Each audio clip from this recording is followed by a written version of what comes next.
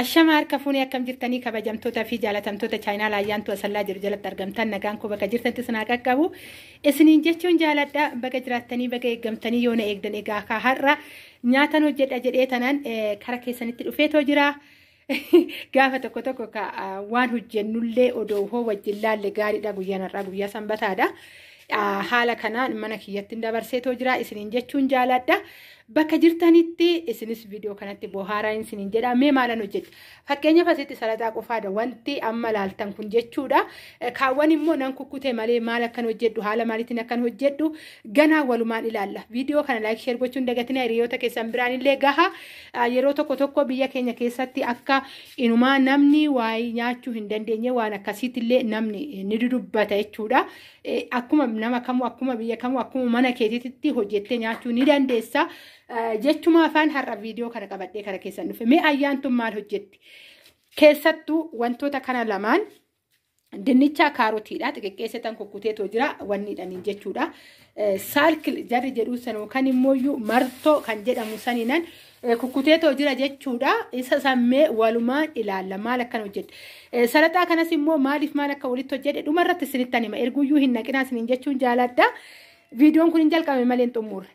Viidiyoo tan irraan bubbitina viidiyoo isinitti hin dheeressu keessattuu waan nyaataa isinitti hin dheeressu gabaabsetan waan hundaayyuu isin ibsa jechuudha isin immoo viidiyoo irra hoo ariitan jalqabaa haga dhumaa maal akka ta'e adda baafattanii beektanii asumatti na eegaa erguu hin naqin. Egaa jirtan kana xabbasaatan jira jechuudha wanni kophaa isaatitti kaarotii kophaa isaatti xabbasaatan jira egaa akka mana harabaatitti zayitii xibgoonee raawwanneetiin biti jechuudha kan xabbasnu biyya keenyatti. Asumaan bara odoo biyya hin galin isiniin jechuufani maaliif asirratti kaameeraa irratti qabiseetan zayitii as keessa jiru akka argitaniifan zayitii baay'eetti hin naqne xafaf godheetanan xabbasa erga xabbafameen boca amma achitti zayitii isa leetirii tokko saffaa yeroo tokko xibsiidha yeroo itti naqnu jira noo mana kee fakkaattee jiraatta asumaan haala qusannaatillee lama immoo zayitiini isa batinjaanii jedhamu sanii fi wanni keessa kaarotii keessa zayitiin xaffafameen ta'u yeroo nyaata qopheessitee raawwatte wal foo'ee xaffafamee tokko baasaatiif ta'a waa lamaaf nu fayyada zayitii xiqqeessuun jechuudha tokko zayitii qusannaadha biyya keenyatti kaa zayitiin inni abbaa shanii birrii 1,200 amma garuu 990 waan akkasiitidha jechuudha samoona kanatti zayitis nu qoxxoba. Asii aansuudhaanis immooyyuu xafaf oggaa jedhee zayitii of keessatti caffaqee hin qabatu erga bilcheessitee waan ta'e itti goggooteen booda zayitiin keessaa xafaf jedhaa ta'a jechuudha. Kana waa lamaaf nu fayyada isiniin jechuun jaaladha. Kana fakkaataa viidiyoon kun ammallee immoo hin jalqabe malee eessa akka ga'u akkam maalan akka hojjedhu ergumaa hin naqina asumatti na eegaa isiniin jechuun jaaladha. Kan isin faana turtii godhan ayyaantuu asallaatiin isiniin jedhaa qaxalee intala keessanii. Turtii anuma faana yaada gizee qabaatanis ta'e naa barreessaa isiniin jedha turtii gaarii. Egaa akka argaa jirtan asitti naanaa qopheeffadhee jira qaarawwan bakka kanatti qopheeffadheera. Kana muluu ayyaantuun eessaa fitte. Amma yeroon kun idaariidha yookaan immoo onkololeessa jedhamaa akkasi. Kun hunduu oddoo koo keessa kan jirudha jechuudha. Ani ergan galee hoggaan wanni isa muddeen dhufu kun hoggaadha.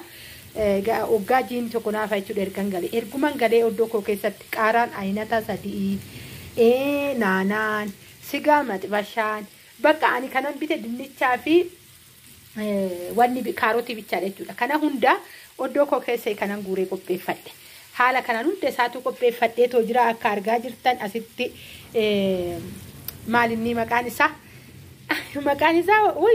waan na jalaa baduun qabne na jalaa badee kanas immoo asitti qaaraan aynata sadii kun qaaraan aynata biraati kun aynata biraati tun immoo kan biraati jechuudha qaaraan kun sadeenu aynata sadeenu nan dhaabe eessaa fiddee dhaabdee wettan sanyuman facaasiyan sanyuman lafatti dhangalaasitan naa marge jechuudha naanaa ammoo mana hiriyaa kiyyaa deemee fidadhee tanan dhaabe naanaa lafan dhaabne meeshaa keessan dhaabe kunooti ittan fayyadamaa jira jechuudha amma akka gannaatittan yeroo kana birraadha keessattuu ka adaamaa gaafa roobe ganna gaafa caame bonaadha haala kanaan kaarotis bakka kanatti xabbasee qopheessee too jira mee maal akkan hojjedhu hunduma isaatu walumaan ilaalla erguyyuun naqina har'a kaamee waan xiqqishuu wayii waan nama gammachiisu mana keenya keessatti baasii xiqqishuudhaan as keessatti hoona hojjedhu ijoollee keenyaan waa'ee baasitii wal qabsiisetan jechuudha.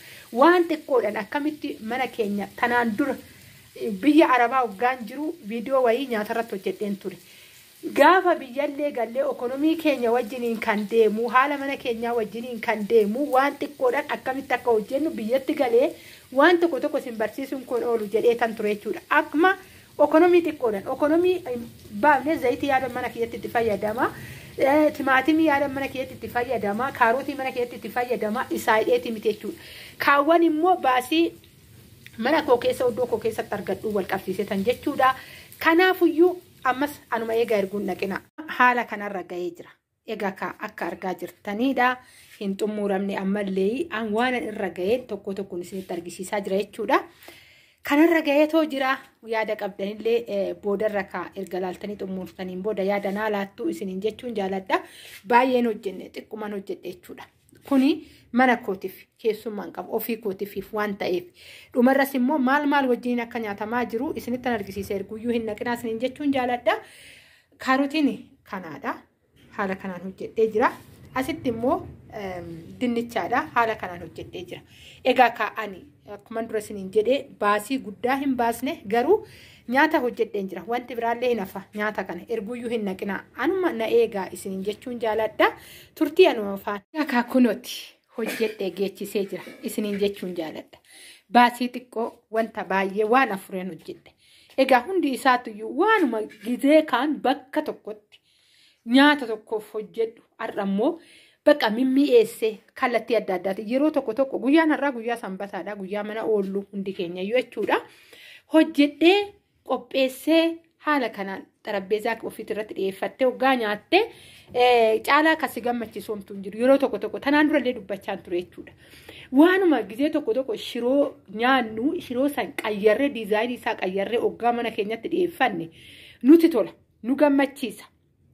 Sababbiin isaa ijji namaa sammuun ilma namaa yeroo kamuu mana keetitti waan haarawaa oo argite haaromaa adeemtaati. Haaromaa adeemte jechuudha. Mana keetitti of eeggannoo godhuu qabdu. Dhugaan isiniin jedha jechuudha. Dhabiisaa miti. Kuni qabeenyan qaala'iinsa maaliin waliin qabatu. Amma kun roormaanii hunduyyuu odoo hin hojjenna jenne jechuudha. Ana yeroo muraasan waggaa tokkoon booda waggaa lamaan har'aatiin booda Waaqayyo fayyaa nuu kennee biyya keenya nagaa godhee hoonuu jiraachise ayyaantu asallaa waa tokko hin bitti jedhee too yaadu jechuudha. Oddoo kiyya keessatti. Baranaayyuu egaa birraatti tangalee ganna tanatti itti fayyadame jechuudha. Argitanii jirtan oddoo kiyya keessa. Maaliif dinnicha hodhaamne? Kaarotii hodhaamne? Bishaan yaada itti fayyadamne bishaan xiqqoo bona hoo ta'e bishaan jalatti hoggaa naqne gadi baanee gabaa keessaa bituu waa baay'ee of oolchina. Hatta shunkurtii jechuudha. Yaadni koo karoorri koo kanaadha. Fedha Waaqayyoof jaalala Waaqayyoo ta'e jechuudha. Isinis keessattuu warri mana jireenyaa qabdan dhugaan isiniin jedha. Namni viidiyoo kana laaltan hundi keessanuu gaafa tokko waa'ee gorsaa waa'ee manaa achi teessanii maal akka godhuu qabdan isiniifan hojjedha viidiyoo jechuudha. Amma nyaata keessa waan akkasii hin maku isiniin jechuun jaaladha. Gabaabumatti maaliin ekonomii keenya qusanne jechuudha. Gaafa oddoo keenya keessa waan baay'ee qabnu dhugaan isiniin jedha. Har'a viidiyoo haala kanaan hojjedhee too jira. Isiniin jechuun jaaladha. Egaa hodoo gongorri illee jiraate ta'e ijaaf qalbii keessarraa na hambisa. Haanan asitti kunoo teessee jirti nyaachuudhaaf maatii kiyya wajjin immoo guyyaa biraa viidiyoo isinii hojjedha. Isiniin jechuun jaaladha. Amma bakka jirtanitti nagaan isiniif haa baay'atu. Isiniin jechuun jaaladha. Amma nuti hoggaa nyaattumaa nutti argisiisuun naan jechuu dandeessanii nama ija sodaatu baay'eetu jira waan ta'eefuyyuu amma nuti karaa nyaataa deemnaa isiniin jechuun jaaladha. Warra ija sodaatu sanis immoo guyyaa tokko ija sanirraa kaasnee raawwanneet viidiyoo qabadheetoo isinii dhufaa isiniin jechuun jaaladha. Bakka jirtanitti nagaa naa ta'aayi. Isiniin jedha baay'een isin jaaladha baay'ee isin kabaja. Viidiyoo tana hin jaalattan jedheen abdii qabaa. Baay'ee.